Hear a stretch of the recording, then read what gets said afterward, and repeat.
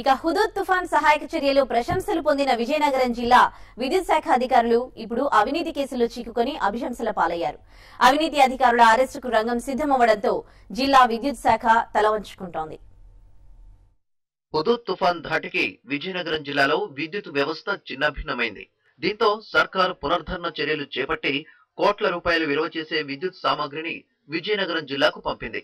అధికారులు, ఉద్యోగులు అహర్నిశలు శ్రమించి విద్యుత్ సరఫరాను పునరుద్ధరించారు. ఏపీఈపీడీసీఎల్ ఉత్తమ సేవలను అందరూ కొనియాడారు. అయితే ఈ ఆనందం విద్యుత్ సామాగ్రి చోరీ సంఘటనతో ఆవిరైంది. ఇటీవల 6 లక్షల రూపాయలు విలువ చేసే విద్యుత్ వైర్లు, ట్రాన్స్ఫార్మర్ ఆయిల్ ట్యాంకులను ఓ ట్రావెల్ సాయంతో తరలించేందుకు కొందరు అక్రమార్కులు ప్రయత్నించగా ఈ అక్రమ పర్వానికి కొందరు విద్యుత్ శాఖ అధికారులు, సిబ్బంది సహకరించారు.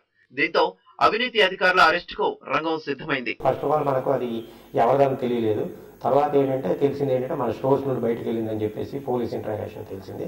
వాళ్ళు ఇంట్రాగేట్ చేస్తున్నారు. ఇంకా కొంతమంది కోసం వాళ్ళు మెయిన్ ప్రైవేట్ బ్రోకర్స్ నవీన్ ట్రావెల్స్లో ఆ బ్రోకర్స్ అక్కడ అందుకునే వాళ్ళ మెంబర్ రాంబాబు అని ఉన్నాడు. వాళ్ళ కోసం వాళ్ళు ప్రయత్నిస్తున్నారు. ఆయన దొరికిన వెంటనే ఫర్దర్ యాక్షన్ తీసుకుంటారు. గవర్నమెంట్ డబ్బుని మిస్అప్రోప్రియేట్ చేసినారు కాబట్టి ఎలక్ట్రిసిటీ విజిలెన్స్ వాళ్ళతోని, అదేవిధంగా ఎలక్ట్రికల్ డిపార్ట్మెంట్ వాళ్ళ నుంచి వాళ్ళ స్టాక్ రిజిస్టర్స్ అన్ని వెరిఫై చేయడం జరుగుతూ ఉంది.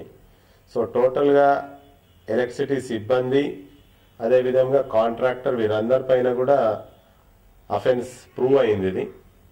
సో మాకు ఎప్పుడైతే ఈ రికార్డ్స్ అన్ని కూడా కరెక్ట్గా మాకు లింకప్ వస్తుందో, వచ్చిన తర్వాత ఇన్ ద షార్ట్ టైంలో ఈ అరెస్ట్ అన్ని కూడా మేము కంప్లీట్ చేసి కేసుని ఫైనలైజ్ చేస్తాం. చిక్కని పాలకుండలో ఒక్క విషపు చుక్క పడిన విధంగా చక్కని పేరు తెచ్చుకున్న విజయనగరం విద్యుత్ శాఖ అధికారులకు ఈ చోరీ అంశం మాయని మచ్చలా మారింది.